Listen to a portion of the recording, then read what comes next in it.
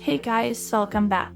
In this video, I'm gonna show you how to archive your Instagram posts. Let's get started. Firstly, open up your Instagram app and go to your profile by clicking at your profile icon at the bottom right corner of your screen. Then, choose any post that you'd like to archive. Tap the three dots at the top right section of your post and select Archive, and this action will immediately archive your chosen post.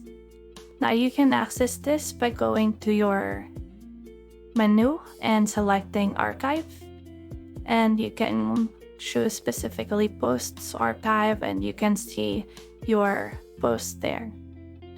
And that's it. You can now easily archive your Instagram posts.